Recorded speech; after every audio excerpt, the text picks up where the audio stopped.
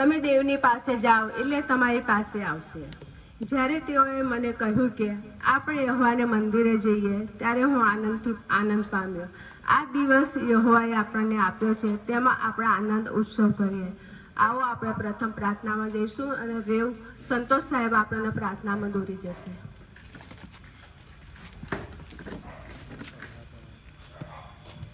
પ્રાર્થના કરીએ. સ્વર્ગીય સનાતન જીવતા પ્રેમાળ પવિત્ર વૈશ્વ પિતા, પ્રભુ રાત્રિની પળોમાં પાર્કો સ્ટ્રીટમાં પ્રભુ તમે લઈ આવ્યા અમારી મેથોડિસ્ટ મંડળીમાં.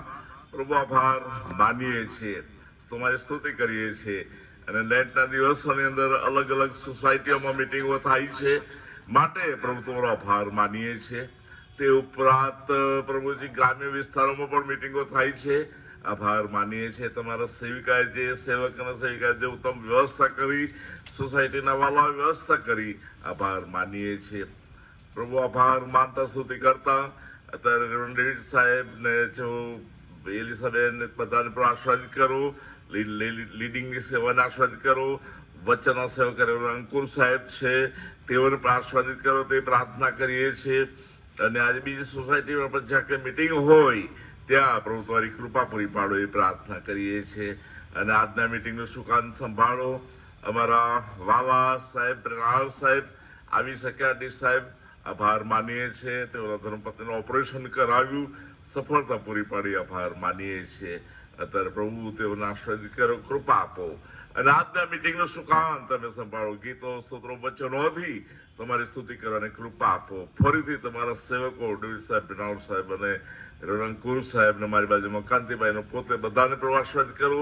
સમગ્ર જે કઈ બધા વાલાઓ બેઠા છે એ દરેકને પ્રભુ આશીર્વાદ કરો એ પ્રાર્થના કરીએ છીએ. અને આજના લેટના મિટિંગોમાં પ્રભુ અમે તમારો મહિમા કરીએ એ પ્રાર્થના કરીએ. સમગ્ર મેથોડિસ્ટ મંડળીને આશીર્વાદ કરો, એલિમચતને પણ આશીર્વાદ કરો, કૃપાથી ભરપૂર કરો. વિનંતી મુક્તિદાતા ઈસુ પ્રભુના નામમાં સાંભળો, સ્વીકાર કરો. આમીન.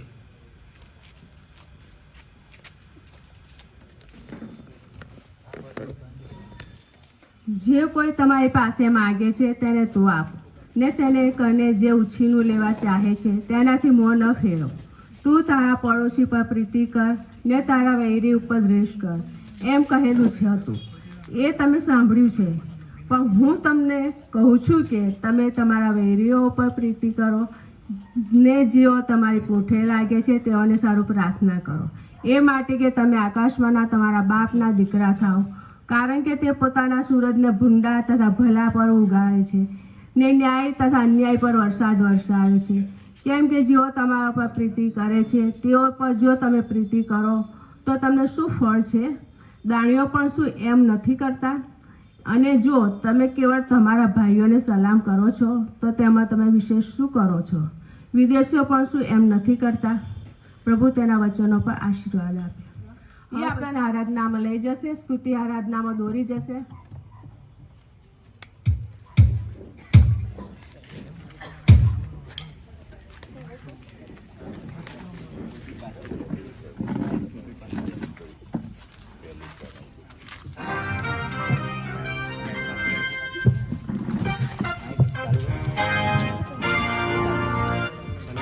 હેલો હેલો હેલો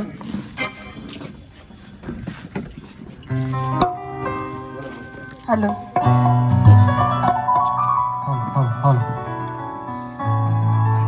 આવો આપણે આપણા સ્થાન પર ઊભા થઈએ અને સ્તુતિ આરાધનામાં જોડાઈએ.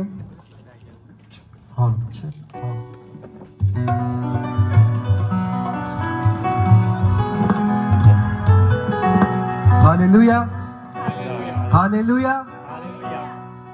પ્રભુનું વચન એવું કહે છે કે ગીત કરતા દાઉદરાજી એવું કહે છે કે હું સર્વ સમયે ધન્યવાદ આપીશ ને મારે મુખે તેની સ્તુતિ નિરંતર થશે.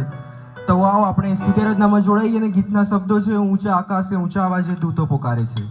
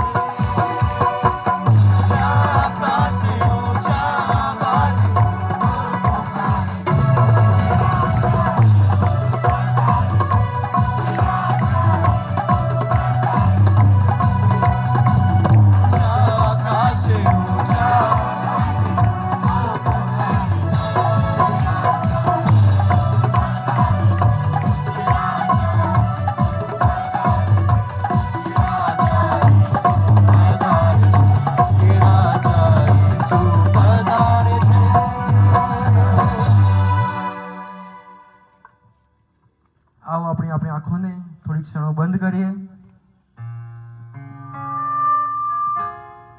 પ્રભુનો આભાર માનીએ કે આપણે આજનો દિવસ જોઈ શક્યા છીએ.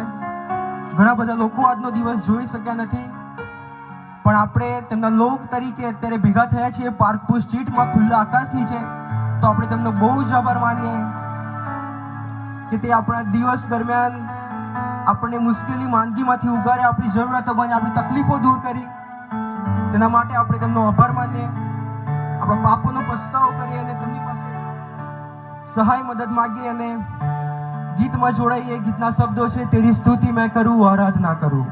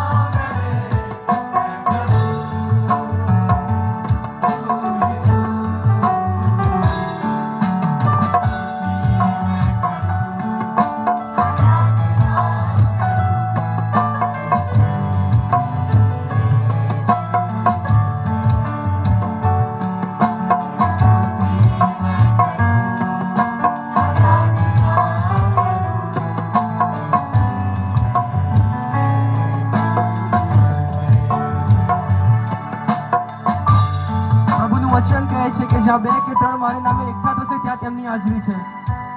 તો અત્યારે આપણે પ્રભુની હાજરીનો અનુભવ કરીએ, એને પ્રભુ પાસે બળ સામર્થ્ય માંગીએ કે પ્રભુ તમે અમારા જીવનમાં આવો, તમે અમને બહુ જ આશીર્વાદિત કરો પ્રભુજી, અને અમે અમારા જીવનો દ્વારા તમને કેવળ ને કેવળ માન મહિમાને આદર આપી શકીએ એવું તમે થવા દો મારા દેવ.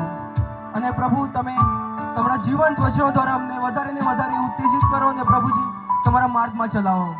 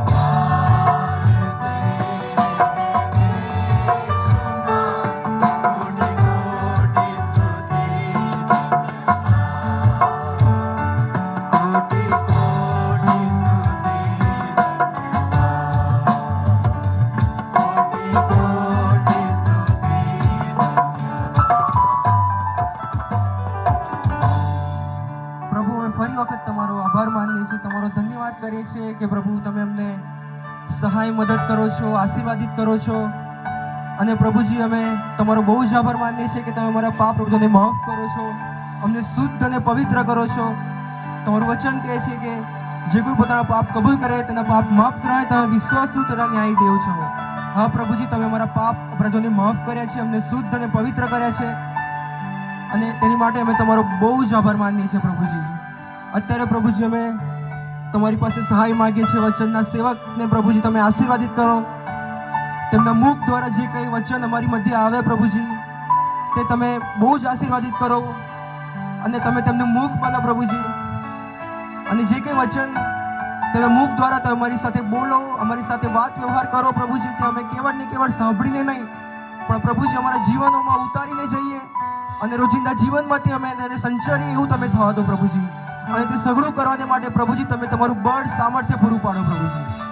ફરી એકવાર સઘળું માન, મહિમા અને આદર તમને આપતા પ્રભુજી, આગળનું સઘળું સુકાન તમારા હાથમાં સોંપતા અમારી પ્રાર્થના પ્રભુના નામમાં સાંભળીને માન્ય કરો બાપ. આમીન.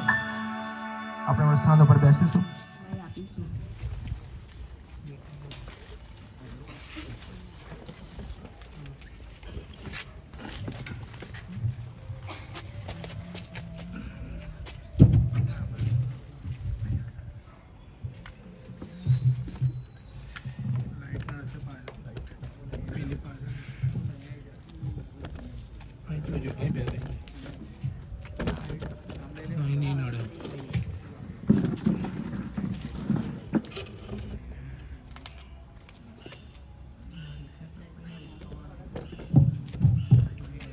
ફરીને એકવાર ઈશ્વર પિતાનો આભાર માનીએ છીએ આજની રાત્રિની માટે, આજની સંગતને માટે. અને બહુ વર્ષો પછી ઘરે પાછો આવ્યો હોય એવી પણ ફિલિંગ આવે છે, કારણ કે મારું બચપન અને ટીનેજર અહીંયા તારાકુંજ જે ઘર છે એમાં પસાર થયું છે. પ્રભુના જીવન પણ મેં આ જગ્યા પર સોંપ્યું, ને સેવા માટેનું તેડું પણ મને આ જગ્યા પર મળ્યું, અને એથી કરીને ફરીને એકવાર ઘરની સાથે હોય એવું મહેસૂસ થાય છે. આ સમયને માટે આપણે ફરીને એકવાર પ્રભુનો આભાર માનીએ છીએ.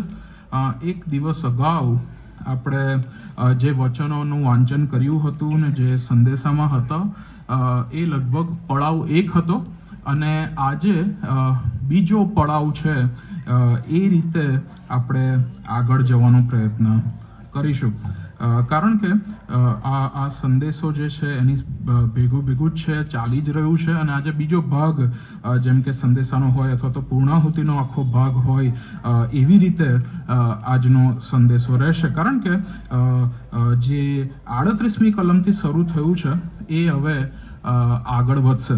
જે 38મી કલમથી 41મી કલમ સુધીનો જે વચનો હતા એ હતા વેર અને ખ્રિસ્તી જીવન, અને એ વેરની ઉપર એ વચનો હતા.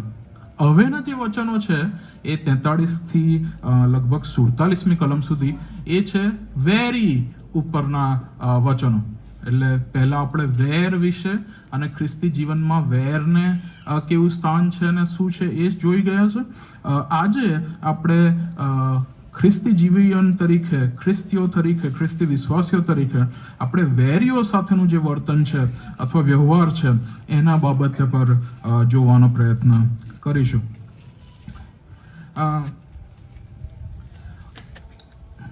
1914માં જર્મનીની અંદર એક ખાસ કરીને 1914 એટલે કે વર્લ્ડ વોર 1, પ્રથમ વિશ્વ યુદ્ધનું માહોલ હતો. અને એ સમયોમાં જર્મન અને એની આજુ સાથેના જે એના મિત્ર બધા ફોર્સીસ હતા એમણે કંઈક એવું કર્યું કે જે માનવામાં ના આવે, અથવા તો એવું કહી શકાય કે જે આપણી સમજ શક્તિની થોડું બહાર હોય. એ લોકો યુદ્ધના મેદાનમાં હતા, એ લોકો 1914માં વર્લ્ડ વોર 1 વિશ્વયુદ્ધ ચાલી રહ્યું છે, વિશ્વયુદ્ધના યુદ્ધના મેદાનમાં છે. અને 24મી ડિસેમ્બરની રાત છે અને એમણે જે કર્યું તે કંઈક અલગ હતું. રાત પડી છે અને એ લોકો હવે કહે છે કે હવે નાતાલનો સમય આવ્યો છે અને નાતાલનો સમય એ તો ઈસુ ખ્રિસ્તના જન્મનો સમય છે. અને આ ઈસુ ખ્રિસ્તના દિવસે આપણે આપણી સામેના જે દુશ્મનો છે, શત્રુઓ છે, એમને પર કેવી રીતે ગોળીઓ વરસાવીએ, એમને કેવી રીતે મારીએ, કારણ કે એમની જવાબદારી છે કરવાનું, પણ અમે કેવી રીતે કરીએ. અને એથી કરીને રાતના સમયમાં એ લોકોએ ગીત ગાવાનું શરૂ કર્યું, સાયલેન્ટ નાઇટ, કેવી શાંત સુંદર રાત જે છે એ ગીત એમણે ગાવાનું શરૂ કર્યું. અને પછી એમણે એનાથી પણ વિશેષ કંઈક કર્યું અને એમણે જે પેલા સફેદ ઝંડા છે એની સાથે તેઓ ઉપર આવ્યા, જે બંકર્સમાં હતા અને એમાંથી તેઓ ઉપર આવ્યા અને જે ફ્રેન્ચ આર્મી હતી તેમની સાથે તેઓ પાસે ગયા અને કહ્યું કે અમે સીઝ ફાયર કરવા માંગીએ છીએ, અમે યુદ્ધને વિરામ કરવા માંગીએ છીએ. એમના જે ઓફિશિયલ્સ ઉપરના હોદ્દેદારો હતા એમના પાસેથી આવો કોઈ નિર્ણય આવ્યો નહોતો, પણ આ આર્મીના જે પર્સનલ્સ છે જે એકબીજાની સામે યુદ્ધમાં શત્રુઓની આમને સામને લડાઈ ચાલી રહી છે, તેઓ સામેથી એવું નક્કી કરે છે કે આપણે યુદ્ધનો વિરામ કરીએ કારણ કે નાતાલ છે. અને એવું બન્યું કે તેઓએ યુદ્ધનો વિરામ કર્યો આમને સામને, ફ્રેન્ચ અને જર્મન બંને સામે લડી રહ્યા છે. અને સાથે સાથે એ રાત્રે અને એ દિવસે આખી 24 કલાકની એનાથી વિશેષ તે લોકો અચાનક જ એકબીજાના નામો ઓળખવા લાગ્યા. એકબીજાને પ્રથમવાર એ લોકો દુશ્મનો નહીં પરંતુ મિત્રની જેમ જોવા લાગ્યા. હવે એમને ખબર છે કે એ લોકો પણ કુટુંબવાળા છે. હવે એમને ખબર છે કે એ લોકો પણ પોતાના ઘર પરિવારને છોડીને અહીંયા આવ્યા છે. એ હવે ખબર છે કે એ લોકોને પણ ઓર્ડર મળવાથી આપણા ઉપર ફાયરિંગ કરી રહ્યા છે. હવે એમને ખબર છે કે એ લોકો પણ નાતાલને ઉજવે છે અને એકબીજાની સાથે નાતાલના વ્યવહારો એમણે શરૂ કર્યા. જર્મન્સે એમના જે ખાવાની વસ્તુઓ હતી એ એમને આપી અને ફ્રેન્ચે એમની જે ખાવાની વસ્તુઓ હતી, કેક્સ ને અમુક બાબતો, એ જર્મન્સને આપી. અને આટલેથી પૂરું ના થયું, પણ એમણે આ બાબતને કોટ કરી અને ત્યાં જે ચેપ્લેન્સ હોય અને એમણે આ સંદેશો આપ્યો માથી 5:44 પર. અને આજે બહુ વર્ષો પછી 1914થી અત્યાર સુધી લગભગ 100 વર્ષની ઉપરના સમય, 110 વર્ષ પછી આપણે આ સમયોમાં જ્યારે લેન્ટના સિઝનમાં મળ્યા છે, તપ ઋતુના સિઝનમાં મળ્યા છે, અને આજે આપણે પણ આ માથી 5:44 પર જોઈ રહ્યા છે, ત્યારે એ યુદ્ધને યાદ કરવું બહુ જરૂરી છે, કારણ કે શત્રુઓ મિત્રો બન્યા છે. માથી 5:44 શું કહે છે? પણ હું તમને કહું છું કે તમે તમારા વેરીઓ પર પ્રીતિ કરો અને જેઓ તમારી પૂઠે લાગે છે તેઓને સારું પ્રાર્થના કરો. એ દિવસોમાં, એ સમયમાં 1914માં જે લશ્કરી સૈન્યો હતા એકબીજાને ખરેખર મારી નાખવાને માટે હતા, એકબીજાની સામે ફાયરિંગ કરી રહ્યા હતા. હવે એ લોકો એકબીજાના મિત્ર તરીકે ઘરે લઈ જઈ રહ્યા છે. અને આ બાબત જ્યારે હું વાંચી રહ્યો હતો અને ઓળખી રહ્યો હતો ત્યારે એક પ્રશ્ન મેં પૂછ્યો કે જો લશ્કરો કે જેમનું ખરેખર કામ છે એકબીજાની રક્ષણ કરવું અને સાથે સાથે એટલા સુધી જવું કે એકબીજા પર ગોળીઓ પણ ચલાવી, જો એ લોકો પોતાના ઓફિશિયલ્સના ઓર્ડર્સ વગર આ રીતે નિર્ણય લઈ શકતા હોય કે આપણે યુદ્ધને વિરામ કરીએ કારણ કે આ ખ્રિસ્તનો દિવસ છે, તો હું ચોક્કસ માનું છું કે વિશ્વાસીઓ તરીકે આપણે એ રોજે રોજ નિર્ણય લેવાનો છે કે આપણે યુદ્ધનો વિરામ કરવો જોઈએ. હવે આપણને થશે કે આપણે ક્યાં યુદ્ધમાં છે, આપણે ક્યાં યુદ્ધનો વિરામ કરવાનો છે, આપણે ક્યાં યુદ્ધમાં જ છે. પણ જેવી રીતે મેં તમને અગાઉ જણાવ્યું હતું કે ઈસુ ખ્રિસ્ત કદી બી હવામાં વાતો નહોતા કરતા. જે બાંધેલું છે, જે કહેલું છે એના ઉપર શરૂઆત કરતા હતા. અને મેં અગાઉ તમને જણાવ્યું હતું એમ, એને ભૂલી ના જશો, એને યાદ રાખજો કે શાસ્ત્રીઓ અને ફરોશીઓ એ સમયના, ઈસુના સમયમાં એવા થઈ ગયા હતા કે જેઓ પ્રભુના વચનોને તરોડ મરોડ કરીને, એટલે કે એનું ખોટું અર્થઘટન કરીને લોકોની સામે પીરસતા હતા. અને એ આજે આપણે જાણવું ને જોવું બહુ જરૂરીનું છે. 43મી કલમ કોઈક વાંચશે? તારા પડોશી પર પ્રીતિ કર ને તારા વૈરી ઉપર દ્વેષ કર એમ કહેલું હતું એ તમે સાંભળ્યું છે? ઓકે, શું લખે છે માથીની સુવાર્ત 5મો અધ્યાય ને 43મી કલમ ખાસ વાંચજો, કારણ કે છે ને પેલી જે તરોડ મરોડની અથવા તો ખોટા અર્થઘટનની વાત છે ને અહીંયા બહુ જલ્દીથી આવે છે અને આપણે જાણવી રહી. શું લખેલું છે?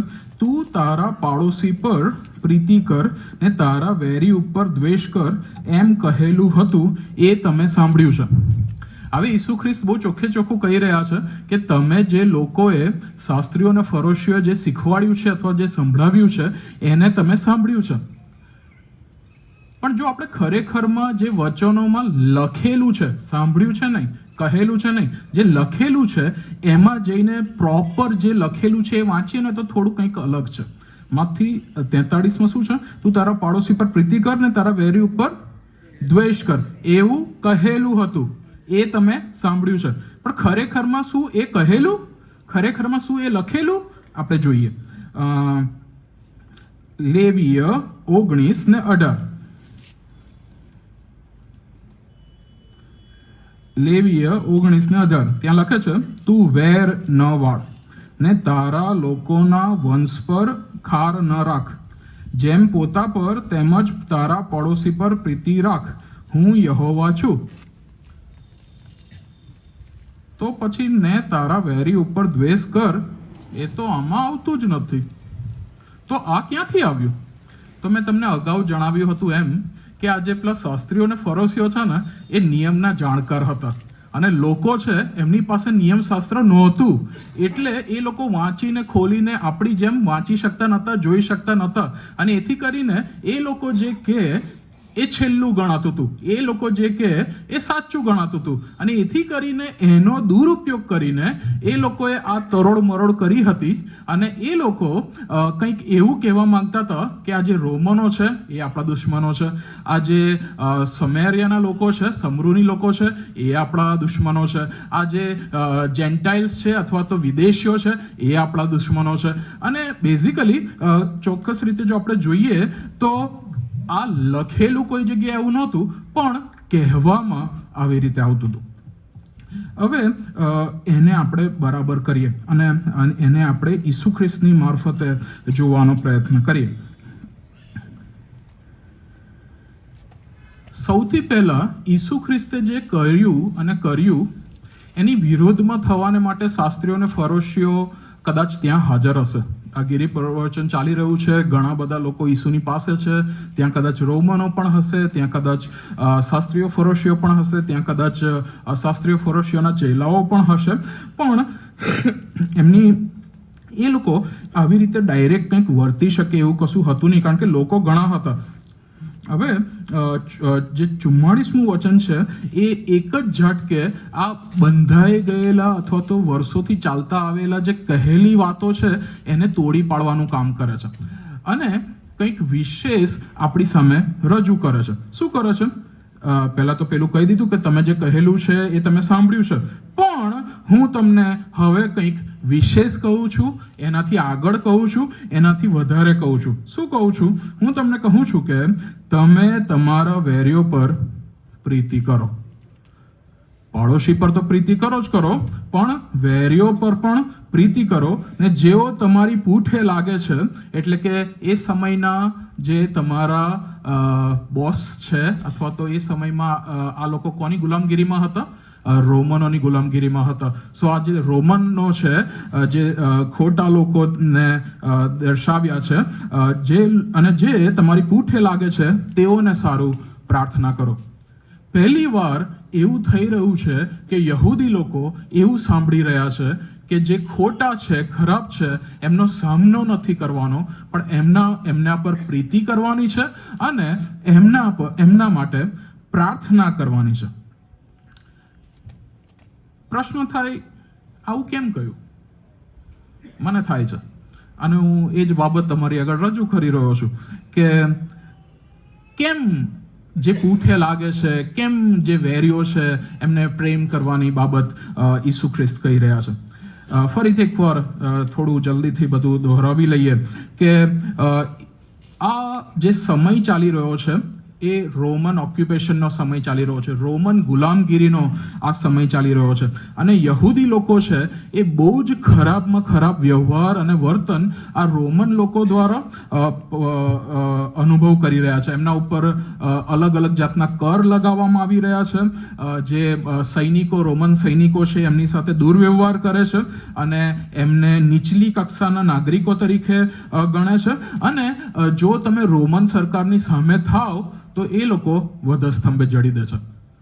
પેલું જે ઈસુ ખ્રિસ્તને વધસ્તંભે જડવાની જે બૂમો હતી ને, એ લગભગ રોજે રોજની બૂમો હતી, વધસ્તંભે જડો. એટલે આ નવું નહોતું કે વધસ્તંભે કોઈને જડી દેવામાં આવે, કેમ કે એ સામાન્ય થઈ ગયું હતું. એવો અઘરો અને કઠણ સમયમાંથી યહૂદી લોકો પસાર થઈ રહ્યા હતા. અને એથી કરીને ઈસુ ખ્રિસ્તે કહ્યું કે પ્રેમ કરો, પ્રીતિ રાખો, સામનો નહીં, વિરોધ નહીં, બદલો નહીં, પણ તમે પ્રેમ થકી એમને જવાબ આપો. જે યહૂદી લોકો હતા એમનો વિચાર ને ઈચ્છા કેવી હતી કે ઈસુ ખ્રિસ્ત મસીહા તરીકે આવશે. મસીહા એટલે કે છોડાવનાર, ઉદ્ધારનાર. અને એ કયા ઉદ્ધારની વાત ઈચ્છતા હતા? એ લોકો આજે રોમન સામ્રાજ્યમાં બધું આ સફર કરી રહ્યા છે, આ બધામાંથી આપણે પસાર થઈ રહ્યા છે, આ બધું આપણે વેઠી રહ્યા છે, એમાંથી અમને મસીહા આવીને છોડાવશે, આ રોમન લોકોને ફેંકી દેશે અને જે રાજા છે એ પોતે રાજા બનીને આવશે. અને એમને આવી કંઈક ઈચ્છા હતી કે તલવારથી કદાચ યુદ્ધ થશે, અમને યુદ્ધ માટે તૈયાર કરશે અને અમે રોમનોની ઉપર વિજય મેળવીશું. એમને આ પ્રેમ કરવા બાબતે થોડુંક અજુગતું અથવા તો અઘરું લાગી રહ્યું હતું. ઈસુ ખ્રિસ્તનું જે મિશન અથવા ઈસુ ખ્રિસ્તનું જે ધ્યેય છે, આપણે ઓલરેડી જોઈ ગયા છે કે ઈસુ ખ્રિસ્તનો ધ્યેય આખો નક્કી થઈ ગયો છે ધન્યતાઓમાં, અને એના પર આ વચનો ચાલી રહ્યા છે. અને ઈસુ ખ્રિસ્તનું જે ધ્યેય હતો એ સામર્થ્યવાન રાજ્ય બાંધવાનું નહીં, પરંતુ પ્રેમ થકી આખા દુનિયાનું અને એ લોકોનું, ત્યાંના હાજર લોકોના જીવનોને બદલાણ કરીને તેમના હૃદયોમાં રાજ્ય સ્થાપવાની બાબત હતી. અને એથી કરીને ઈસુ ખ્રિસ્તે જ્યારે એનો વચનો કહ્યા કે તમે તમારા વેરીઓ પર પ્રેમ કરો, અને એ ખાલી સંદેશો આપીને બંધ થઈ ગયા એવું નથી. એનો મતલબ કે આજે હું તમને વચન આપી રહ્યો છું, પણ જો હું મારા વચનો પાડી નથી રહ્યો તો હું ખાલી બોલીને બંધ થઈ ગયો એવું કહી શકાય. ઈસુ ખ્રિસ્તે જેવી રીતે માથી અને 5 અને 44 કહ્યું કે તમે પ્રાર્થના કરો, પ્રીતિ કરો અને તમારા દુશ્મનોને માટે, શત્રુઓને માટે, વેરીઓને માટે આમ કરો. અને ઈસુ ખ્રિસ્તે એ વ્યવહારને આપણને કરીને પણ બતાવ્યો છે. માથીને લખેલી સુવાર્તા 26મો અધ્યાય અને 50મી કલમ બહુ જાણીતી કલમ છે કે જ્યાં યહૂદા ઇશ્કારિયોત ઈસુ ખ્રિસ્તને દગો દેવાને માટે આવી રહ્યા છે. અને ત્યાં ઈસુ ખ્રિસ્ત બહુ ઉત્તમ શબ્દો સાથે એનો લગભગ આવકાર કરતા હોય એવી રીતે કહે છે. શું લખ્યું છે? શું લખે છે? શું લખે છે? શું કહે છે? કોઈક વાંચશે પ્લીઝ. અને ઈસુએ તેને કહ્યું કે મિત્ર, જે કરવાને તું આવ્યો છે તે કર. મિત્ર ઈસુ ખ્રિસ્તનો ખરેખરો જે દગો આપનાર વ્યક્તિ છે, ઈસુ ખ્રિસ્તને જે પકડાવી દેવાનો છે, ઈસુ ખ્રિસ્તને મારવા માટે જે લઈ જવાનો છે, ઈસુ ખ્રિસ્તને જેણે વેચી દીધો છે, ઈસુ ખ્રિસ્ત જાણે છે કે એણે બધું જ કર્યું છે. અને ઈસુ ખ્રિસ્ત એને શું સંબોધન કરે છે? મિત્ર. અને સંબોધન કરવામાં ઈસુ ખ્રિસ્તનો તેના પ્રત્યેનો પ્રેમ જાહેર થાય છે. અને ત્યાંથી પતી જતું હોય એમ નથી. આપણે અગાઉ જોઈ ગયા છે ને અત્યારે પણ જોઈએ છે. લુકની લખેલી સુવાર્તા 23મો અધ્યાય અને 34મી કલમ. જ્યારે રોમનોએ અને યહૂદી આગેવાનોએ ઈસુ ખ્રિસ્તને પકડાવી દીધા, ફટકા મરાયા એટલેથી પૂરું નહીં થયું, એનાથી આગળ લઈ ગયા, એની હાંસી ઉડાવી, એના મુખ પર થૂકવામાં આવ્યું, એનાથી પૂરું નહીં થયું, એનાથી આગળ લઈ ગયા, એમને કાંટાનો મુગટ પહેરાવવામાં આવ્યો, ત્યાંથી પતિ નથી ગયું ને આગળ લઈ ગયા, અને એમને વધસ્તંભે જડાવવામાં આવ્યા, અને ત્યાંથી પૂરું નથી થઈ ગયું, એમને કૂખમાં ભાલો મારવામાં આવ્યો, અને આ બધું જ થઈ ગયું છે. અને હવે ઈસુ ખ્રિસ્તને ખાલી બોલવાની બાબત રહે છે, અને ત્યાં પણ એમનો સંદેશો તે આજે ફરી યાદ કરે છે, અને ત્યાં પણ લખે છે અને કહે છે, હે પિતા, તેઓને માફ કર. અને આ માફીમાં ઈસુ ખ્રિસ્ત તેમના શત્રુઓ પ્રત્યેનો, એમના વેરીઓ પ્રત્યેનો પ્રેમ દેખાડી આપે છે, અને કહે છે કે એ પહાડ પરનું વાંચન, એ પહાડ પરનો સંદેશો, એ ગિરી પ્રવચન વધસ્તંભ પર પણ ચાલુ છે. એ સંદેશો ગિરી પ્રવચન પછી પતિ નથી ગયો, એ વધસ્તંભ પર પણ એ સંદેશો ચાલુ છે. અને આજે જ્યારે આપણે વધસ્તંભને ઉંચકીએ છીએ અને ઈસુ ખ્રિસ્તની પાછળ ઈસુ ખ્રિસ્તના વિશ્વાસીઓ તરીકે ચાલીએ છીએ, ત્યારે એ ગિરી પ્રવચનના વચનો આજે પણ સંદેશામાં બોલાઈ રહ્યા છે, અને આપણા જીવનો થકી પણ એ જ પ્રમાણે થવાની જરૂર છે.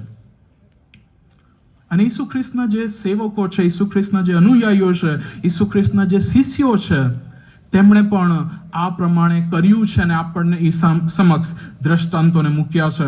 જલ્દીથી મારી સાથે તમે ખોલશો પ્રેરિતોના કૃત્યો અને 9મો અધ્યાય, અને ત્યાં આપણે પાઉલની વાત વાંચીએ છીએ, અને જલ્દીથી 17મી કલમથી હું વાંચું છું. ત્યારે અનાનિયા ચાલ્યો ગયો અને તે ઘરમાં બેઠો, અને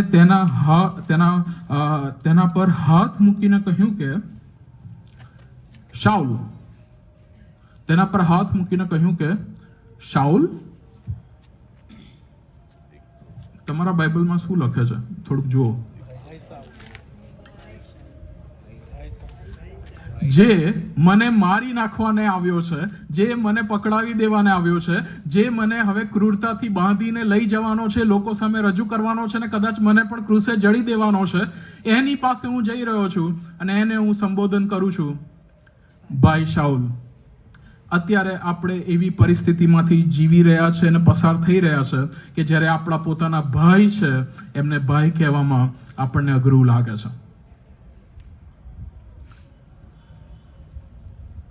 અને જે આપણા શત્રુ છે એમને મિત્ર, આપણા જે શત્રુ છે, આપણા વેરીઓ છે, એમને ભાઈ કહેવાને માટે આપણને બોલાવવામાં આવી રહ્યા છે. આજે આપણને પડકાર આપવામાં આવી રહ્યો છે ઈસુ ખ્રિસ્ત દ્વારા, અને ઈસુ ખ્રિસ્તના જે વિશ્વાસીઓ છે તેમના માટે અને તેમના દ્વારા. 45મી કલમથી આગળ, એ માટે કે તમે આકાશમાંના તમારા બાપના દીકરાઓ થાઓ, કારણ કે પોતાના સૂરજને ભૂંડા તથા ભલા પર ઉગાવે છે, અને ન્યાયી તથા અન્યાયી પર વરસાદ વરસાવે છે. કેમ કે જેઓ તમારા પર પ્રીતિ કરે છે, તેઓ પર જો તમે પ્રીતિ કરો છો તો તમને શું ફળ છે? દાણીઓ પણ શું એમ નથી કરતો? અને ખરેખર આ બાબત આપણા સર્વના માટે બહુ અઘરી અને બહુ પડકારદાયક બાબત છે. એનું કારણ એવું છે કે આ સાચી બાબત છે.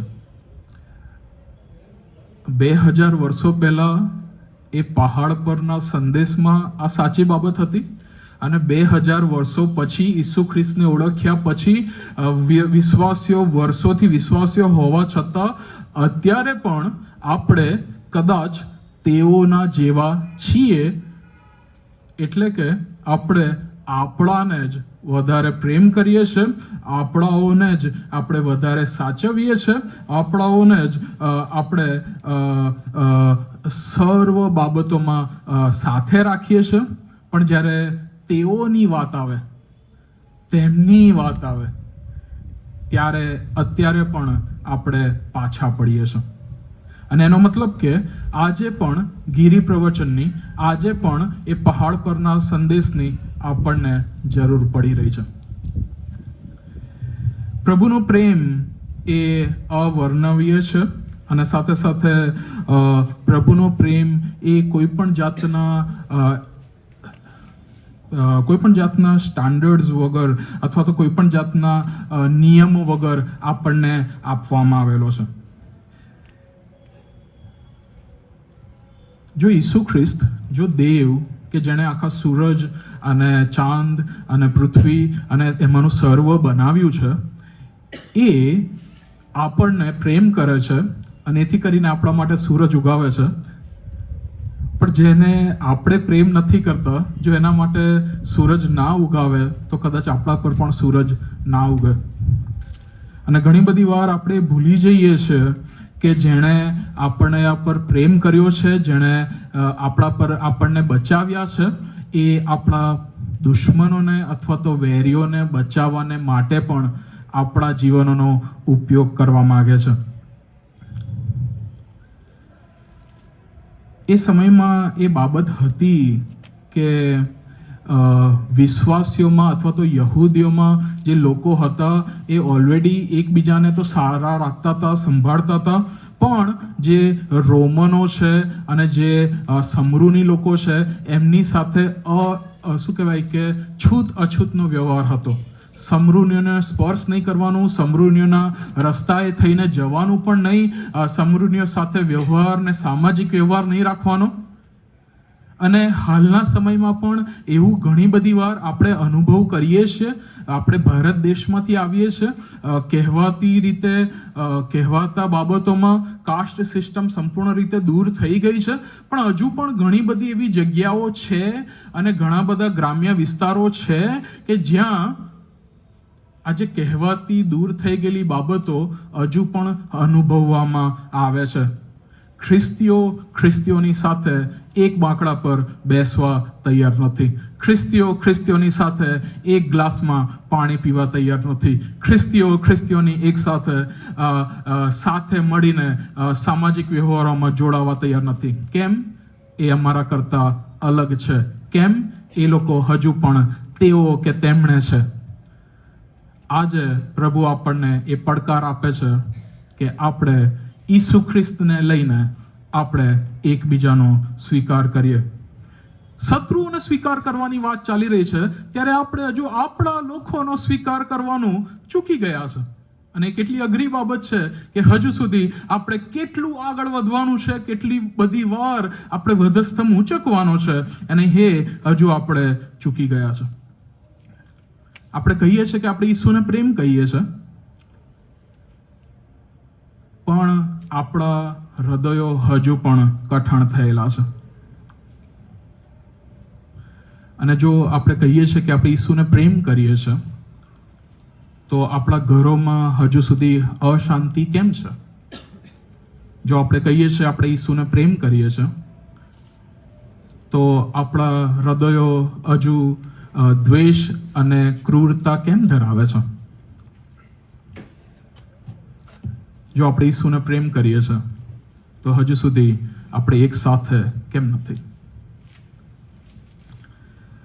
વિશ્વમાં 2.3 બિલિયન એટલે કે 230 કરોડ ખ્રિસ્તીઓ છે. પણ હું વાંચન કરતો હતો અને હું સમજી શક્યો કે લગભગ 60 કરોડ જેટલા ખ્રિસ્તીઓ વિશ્વભરમાં જે છે એ લોકો 4000 જેટલા અલગ અલગ સંપ્રદાયોમાં વહેંચાયેલા છે. એક જ ઈસુ ખ્રિસ્ત છે, 4000 સંપ્રદાયોમાં આપણે વહેંચાયેલા છે. અને હજુ પણ અમે એમના જેવા નથી. એ પ્રાર્થનાઓ આપણી ચાલુ છે. અમે એમના કરતા અલગ છે, સારા છે, ન્યાયી છે, ભલા છે, પવિત્ર છે. અમે આવું કરતા નથી.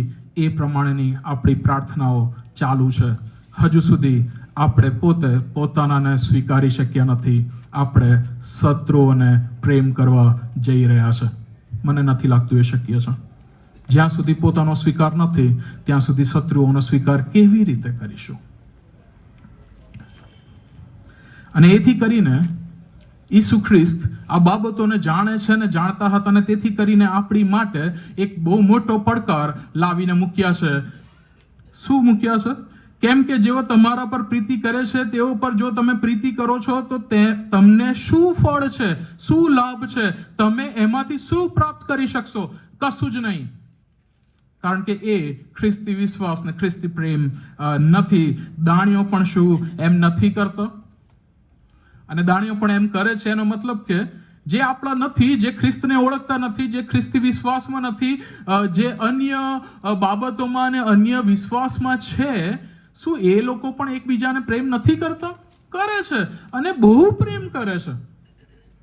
તો આપણે આપણા પોતાનાને પ્રેમ કરીએ અને બહુ પ્રેમ કરીએ, એમાં શું વિશેષ કર્યું?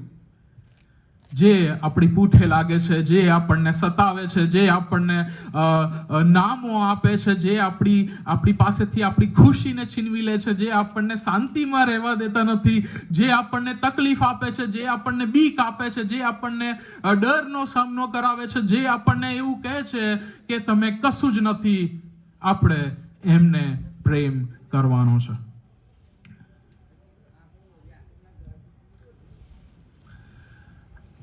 પ્રભુનું જે રાજ્ય છે, પ્રભુનું જે રાજ્ય બાંધવાની બાબત છે, એ એમને બંધી શકાશે નહીં. એના માટે અહીંયા બેઠેલા દરેક વ્યક્તિઓની જરૂર છે. અહીંયા બેઠેલા સાંભળી રહેલા, ભવિષ્યમાં જે આને સાંભળશે એ દરેકની જરૂર છે. અને જો તમને લાગે છે કે તમે દેવના રાજ્યને બાંધવાને માટે છો, તો તમારા માટે આ પડકાર આજે છે. 47મી કલમ. અને જો તમે કેવળ તમારા ભાઈઓને સલામ કરો છો તો તેમાં તમે વિશેષ શું કરો છો? વિદેશીઓ પણ શું એમ નથી કરતા?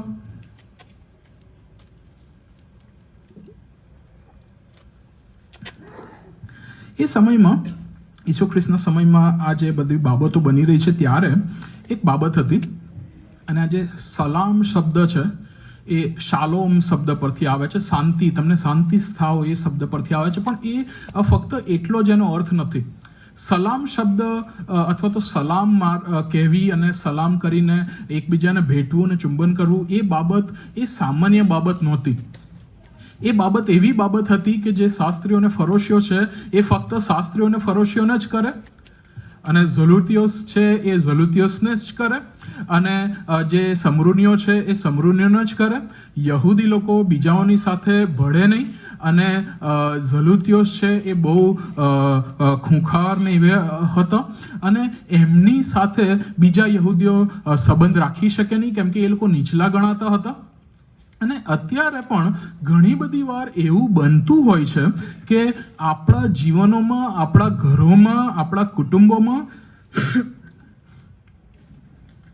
કે આપણે ઘણીવાર ઘણા એવાઓને જોઈએ છે કે જે પોતાના કુટુંબોમાં જ નીચલી કક્ષાના નાગરિકોની જેમ જીવતા હોય છે.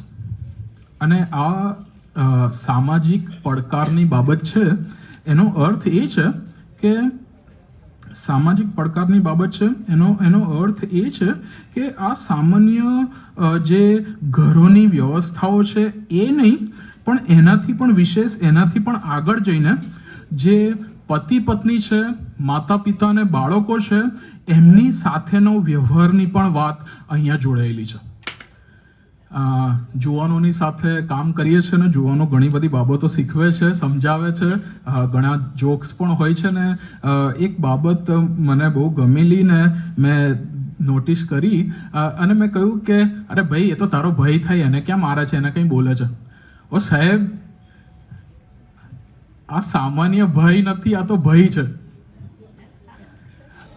અને મને 2-3 વાર તો એને પૂછવું પડ્યું, ને મને પાછળથી ખબર પડી કે એ પેલું ડેન્જર સાઇન હોય ને ભાઈ, એની વાત કરી રહ્યો હતો. અને ખરેખરમાં ઘણી બધી વાર ભાઈઓ અને ભાઈઓમાં આ બાબતો બનતી હોય છે ને થાય છે. અને એનાથી પણ પૂરું ના થઈ જતા ખ્રિસ્તી વિશ્વાસી કુટુંબોમાં પતિ ને પત્નીના સંબંધોમાં ડોમેસ્ટિક વાયોલન્સની પણ વાતો આવતી હોય છે. ઘરેલું હિંસાની વાતો આવતી હોય છે.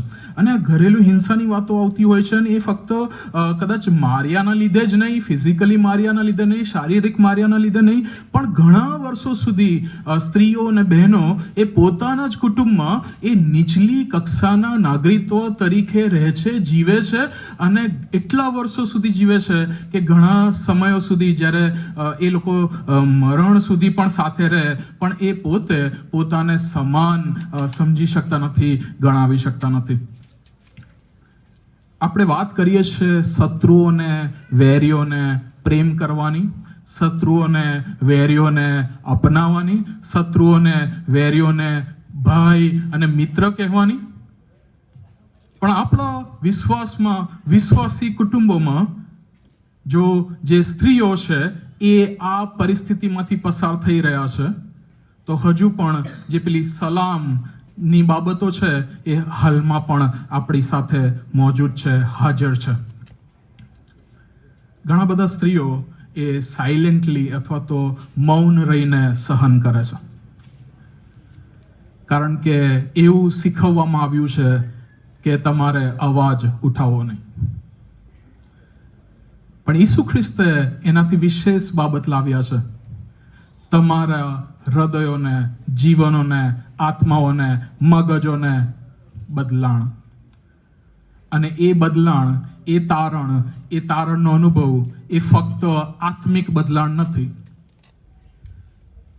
એ જીવનનું બદલાણ છે, એ સમજ શક્તિનું બદલાણ છે, એ સામાજિક દૂષણો અને દુર્વ્યવહારો અને એમાંથી મુક્ત થવાનો એ વ્યવહાર છે, અને એ જીવન છે. તમારી પૂઠે જે લાગે છે તેઓને માટે પ્રાર્થના કરો. અને મેં ઘણા બધા બહેનોની સાથે આ સાક્ષી સાંભળી છે કે અમે, અમારા પતિ ઘરે આવે, દારૂ પીને અમને મારે, અને અમે એમના માટે રડીને પ્રાર્થના કરીએ. અને જ્યારે ગ્રામ્ય વિસ્તારોમાં સેવા કરવાનો પ્રભુએ તક આપીને, ત્યારે ઘણા બધા એવા બહેનોની સાથે વાતચીત કરીને હું ઓળખી શક્યો કે આપણા કુટુંબોમાં આપણા વિશ્વાસી બહેનો એ અત્યારે ખરેખર આ દેવનું રાજ્ય બાંધવાના પાયાઓ છે, કારણ કે એમણે ખરેખર, હું કહીશ કે પોતાના શત્રુઓને પતિ કયા છે, પ્રેમ કર્યો છે, રોજે રોજ પ્રેમ કર્યો છે, રોજે રોજ માફ કર્યા છે, રોજે રોજ પતિ કયા છે, રોજે રોજ એમને નવેસરથી મોકો આપ્યો છે. અને હું ખાતરી આપું છું, અને મેં અનુભવ કર્યો છે, અને મેં ઘણા બધા બહેનોની સાથે વાત કરતા આ સાંભળ્યું છે, અને સાક્ષીને મેં સાંભળી છે, અને એ લોકો જાહેરમાં પણ કહે છે, સાહેબ હવે એ બદલાઈ ગયા છે, હવે એ ખ્રિસ્તમાં તારણ પામ્યા છે, હવે એ વ્યસનમાંથી મુક્ત થયા છે, હવે એ મારવાની વાત તો દૂર, હવે એ સ્વભાવમાં પણ બદલાઈ ગયા છે. આપણા શત્રુઓ શું આપણા ઘરની અંદર જ છે? શું આપણા શત્રુઓ આપણા ભાઈઓ છે? શું આપણા શત્રુઓ આપણા બહેનો છે? શું આપણા શત્રુઓ આપણા મિત્રો છે? શું આપણા શત્રુઓ આપણા પાડોશીઓ છે? જો આપણા શત્રુઓ હજુ પણ આપણા જ છે, તો હજુ સુધી આપણે શત્રુઓને પ્રેમ કરવાની વાત ક્યાં આવી? હજુ તો આપણાને સ્વીકારવાના અને પ્રેમ કરવાની બાકી છે. ઈસુ ખ્રિસ્ત તો એવું કહેતા હતા કે હવે આનાથી આગળ જાઓ. હજુ તો આપણે યહૂદીઓ બનવાનું પણ બાકી છે, ખ્રિસ્તીઓ બનવાની તો ક્યાં વાત રહી?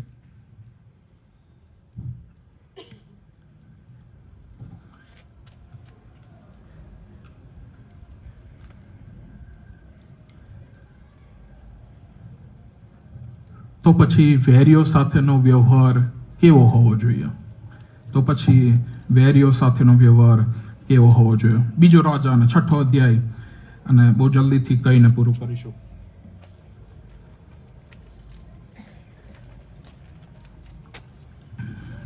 બીજો રાજા 6ઠો અધ્યાય 21મી કલમથી જોઈએ જલ્દીથી. ઇસ્રાયેલના રાજાએ તેમને જોઈને, એના શત્રુઓને જોઈને, કયા શત્રુઓને? અરામના જે શત્રુઓ અને સેના આવી હતી એમને જોઈને એલીશાને કહી રહ્યા છે. ઓકે, ઇઝરાયેલના રાજાએ શત્રુઓને જોઈને એલીશાને કહ્યું કે હે મારા પિતાજી, હું તેમને મારું? શત્રુઓ છે. અને પછી ફરીથી પ્રશ્ન કરે છે, હું તેમને મારું? અને મારું એટલે સામાન્ય મારું નહીં, મારી નાખું? એલીશાએ ઉત્તર આપ્યો કે તારે તેમને મારવા નહીં, જેમણે તે તારી તરવારથી તથા તારા ધનુષથી કબજે કર્યા છે તેમને શું તું મારશે? તેમની આગળ રોટલી ને પાણી મૂક કે તેઓ ખાઈ પીને પોતાના ધણી પાસે પાછા જાય. અને તેણે તેમને સારું મોટું ખાણું તૈયાર કર્યું. જે ગુલામોને લાવવામાં આવ્યા હતા એ ગુલામોના માટે રાજાએ મારવાને બદલે ખાણું તૈયાર કર્યું, મિજબાની રાખી, જમવાનું આપ્યું, ભોજ આપ્યું. અને તેણે તેમને સારું મોટું ખાણું તૈયાર કર્યું. તેઓ ખાઈ પી રહ્યા ત્યારે તેણે તેઓને વિદાય કર્યા. મારવાની વાત નહીં, પકડી રાખવાની વાત નહીં, ગુલામીની વાત નહીં, તેમણે તેઓને વિદાય કર્યા ને તેઓ પોતાના ધણીની પાસે પાછા ગયા. ત્યારે પછી અરામના ધાડા, અરામનું સૈન્ય, અરામના લોકો ઇઝરાયલ દેશમાં ફરી લડવાને માટે, યુદ્ધ કરવાને માટે, પાછું ધાડા નાખવાને માટે આવ્યા નહીં. વેરીઓ સાથેનો વ્યવહાર ઘણી બધી વાર આપણે એવી માનસિકતા ધરાવીએ છીએ કે જૂના કરારમાં તો મારામારી છે. આ જૂનો કરાર જ છે કે જ્યાં વેરીઓને પણ પ્રેમ કરવામાં આવી રહ્યો છે. ઈસુ ખ્રિસ્તે પણ વધસ્તંભ પર જ એ જ બાબતો જણાવી છે.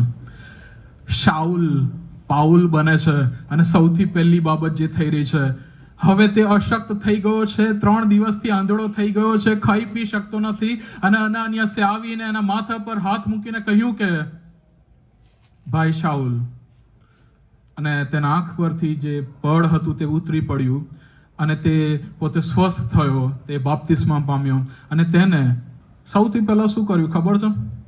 ભોજન આપ્યું. જૂનો કરારમાં પણ નવા કરારમાં પણ એક સામાન્ય બાબત સાથે આપણે ભેગા થઈએ છીએ. ખાલી જે આ પ્રીતિ ભોજન છે ને, એ પ્રીતિ ભોજનનો શબ્દ એમનેમ નથી આવ્યો. પ્રીતિ ભોજન એટલે કે તમારા દુશ્મનોની સાથે, તમારા શત્રુઓની સાથે તમે ભેગા થઈને હવે જે ભોજન કરો છો, હવે એ ફક્ત ભોજન નથી, પરંતુ એ પ્રેમનું ભોજન છે. કારણ કે હવે તમે શત્રુઓ નથી. આપણે ઘણા બધા વર્ષોથી પ્રીતિ ભોજન કરતા આવ્યા છે, ખાલી પ્રીતિ જ નથી, ભોજન રહી ગયું છે. જો આપણે હવે પ્રીતિ ભોજનમાં જોડાવા માંગીએ છીએ તો આપણા દુશ્મનોને, આપણા શત્રુઓને, જેમની સાથે બનતું નથી, એમને કહીએ હું તમારે વાસ્તે તૈયાર કરું છું, તમે આવો, આપણે જમીએ, પ્રભુની સ્તુતિ થઈએ અને આપણે એક થઈને, કારણ કે આપણે એકબીજાના છીએ, એકબીજાના છે. સમય ઘણો થયો છે, ઘણી બાબતો હું જણાવી શકતો નથી, બહુ ડિટેલ્સમાં કહી શકતો નથી, પણ હું ચોક્કસ બાબત જણાવવા માંગુ છું. ઈસુના વચનો એ ફક્ત ખ્રિસ્તીઓથી સીમિત થઈ ગયા નથી. ઈસુ ખ્રિસ્તને કદાચ ગાંધીજી એટલી સારી રીતે ઓળખતા નહોતા, પણ અહિંસાની બાબત ને પહાડ પરનું વાંચન ને વચન એ એમણે પણ લોકોને કહ્યું છે. અને ચોક્કસ એ બાબતને અપ્લાય કરીને ઈસુ ખ્રિસ્તે પ્રેમ થકી, અહિંસા થકી બ્રિટિશરોને આપણા અહીંયાથી કાઢ્યા છે, આપણને સ્વતંત્રતા આપી છે. શત્રુઓને મારવાને બદલે પ્રેમ અને અહિંસા એ આપણને આપી છે. દુનિયાભરમાં એમને નોન વાયોલન્સ, અહિંસાના લીધે જાણવામાં આવે છે.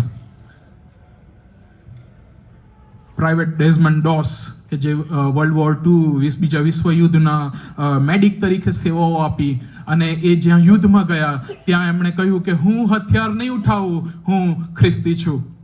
હું હથિયાર નહીં ઉઠાવું, હું ખ્રિસ્તી છું. અને કંઈક એવું થયું કે એમણે હેક્સો રિજ નામની જગ્યા પર એ જે યુદ્ધ ચાલી રહ્યું હતું ત્યાં એમણે ફક્ત મદદ કરી. કોને મદદ કરી? જેટલા પણ ઘાયલ સૈનિકો હતા એમને પોતાના સાથી દેશોના અને પોતાના જે શત્રુઓ હતા એમના શત્રુઓના પણ જીવો બચાવ્યા, મિત્રોના પણ જીવો બચાવ્યા. અને એમને પ્રભુની સાક્ષી ત્યાં આપી શત્રુઓને પણ પ્રેમ કરો, જેઓ પૂઠે લાગે છે એમના માટે પ્રાર્થના કરો. 2016માં કોલંબિયાની અંદર આલિંગન ચળવળ ચલાવવામાં આવી. 50 વર્ષથી જ્યાં યુદ્ધ ચાલી રહ્યું છે, જ્યાં એકબીજાની સામે લડી રહ્યા છે, અને 2016માં એમણે કહ્યું કે we will use the way of the Christ. અમે ઈસુ ખ્રિસ્તનો રસ્તો અપનાવીશું, અમે પ્રેમ કરીશું, અમે હથિયાર નહીં ઉઠાવીએ. જે હથિયારો લઈને યુદ્ધ કરવાને માટે આવ્યા હતા, જે હથિયારો લઈને ચઢાઈ કરવાને માટે આવ્યા હતા, એમના હાથ એમની પાસે ખુલ્લા હાથે ગયા અને એમને આલિંગન કર્યું, એમને ભેટ્યા. અને 50 વર્ષ જૂની લડાઈ, 50 વર્ષ જૂનો બળવો કોલંબિયાની અંદર શાંત પડી ગયો. તમારા વેરીઓને પ્રેમ કરો, તમારા વેરીઓને માફ કરો, તમારા વેરીઓને ભાઈ અને મિત્ર કહો, તમારા વેરીઓને માટે પ્રાર્થના કરો, તમારા વેરીઓ પાસે આવીને તમે તેઓના જીવનોને બદલો, તમે બોલાવો અને તેઓને સ્વીકાર કરો. પ્રભુ આપણને આશીષ આપે અને આપણા વેરીઓને ભાઈ કહેવાને માટે, આપણા જીવનોને બદલવાને માટે. અને જો હજુ પણ આપણે કુસંપમાં અને શક્યતા એવી બાબતોમાં નભેલા છે અને જીવી રહ્યા છે, તો આજે પ્રભુના પ્રેમે કરીને એકબીજાને માફ કરવાને માટે. અને હું ક્વાયરને વિનંતી કરીશ, એ આપણને ગીતમાં દોરશે, અપનો કો તો ઇસ દુનિયા મેં સભી પ્યાર કરતે હૈ. અને આપણે આપણા જીવનોને, હૃદયોને, મનોને તૈયાર કરીએ કે શું દરેકે દરેક આ સમયો, આ જીવનો એ ફક્ત સાંભળવાને પૂરતા જ છે, કે ખરેખર હવે જેમની સાથે મારે બનતા નથી, જેમની સાથે મારે વ્યવહાર નથી, એમના સુધી મારે પહોંચવાનું છે. કારણ કે પ્રભુ આપણી પાસે જવાબ માંગવાના છે, અને એ જવાબ આપણા લોકોનો નહીં હોય, એ જવાબ આપણા વેરીઓના માટેનો હશે. શું તમે તમારા વેરીઓને સુવાર્તા આપી છે? શું તમે તમારા દુશ્મનોને પોતાના કર્યા છે? શું તમે ઈસુ ખ્રિસ્તના મારફતે આત્મિક યુદ્ધ જીત્યા છો, કે ફક્ત દુનિયાના વ્યવહારો અને સામાજિક લડતમાં જ પોતાનું જીવન વ્યતીત કરી દીધું છે? શું તમે હાલમાં પણ એ દુનિયાવી કૌટુંબિક વ્યવસ્થાઓમાં જીવો છો, કે પોતાના પત્નીને પત્ની કર્યા છે અને પોતાના પતિને પતિ કર્યા છે? પોતાના બાળકોને શું તમે હજુ સુધી ચીડવો છો, કે હાલમાં તમે તેઓને પ્રેમ કરીને તેઓનો સ્વીકાર કરો છો? શું હજુ સુધી તમારા માતા પિતાને તમે દ્વેષ કરીને બોલાવો છો, કે તમે તેમને પણ તમારા માન સન્માનની સાથે પ્રભુની પાસે તેમના માટે પ્રાર્થના કરો છો?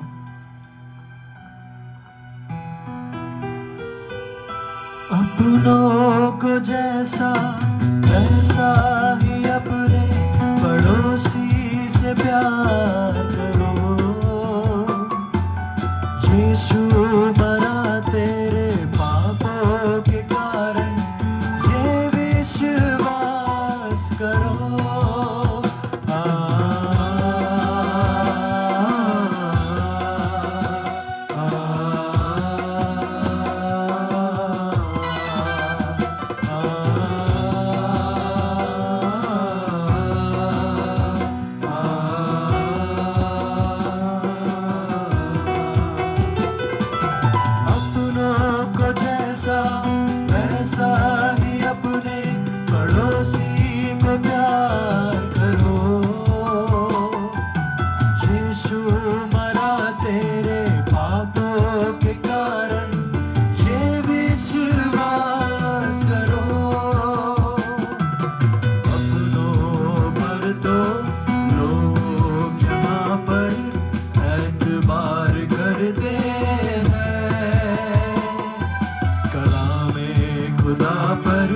विश्वास करना मसीहा सिखाते हैं. अपनों को तो इस दुनिया में सब प्यार करते हैं, दुश्मन को भी प्यार करना मसीहा सिखाते हैं.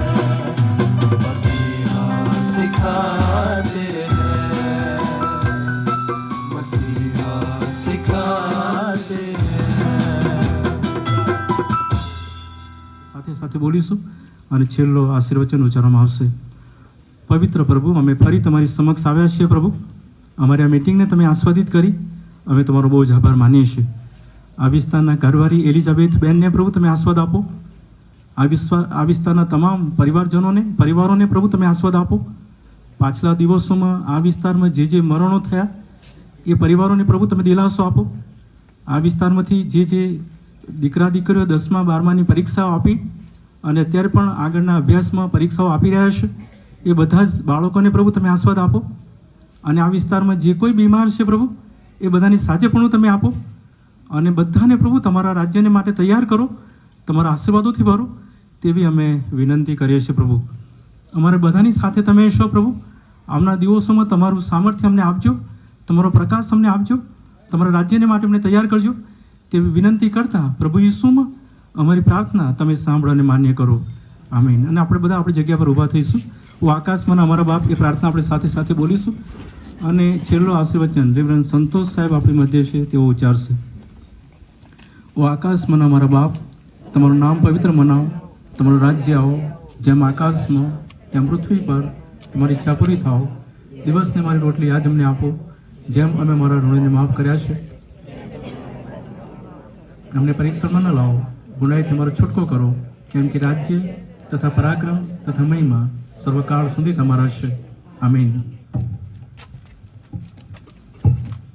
જે મને સામર્થ્ય આપે છે, જેની સહાયથી હું બધું કરી શકું છું, એ ઉદ્ધારનારનું પ્રેમ, દયા, ભલાઈ, રેમનજર, આશીર્વાદ, કૃપા અને સામર્થ્ય હમણાંથી સર્વકાળ સુધી આપણા સર્વ સેવકોની સાથે બેઠેલો પેલા એક વ્યક્તિની સાથે હમણાં સર્વકાળ સુધી હોજો. આમીન, આમીન અને આમીન.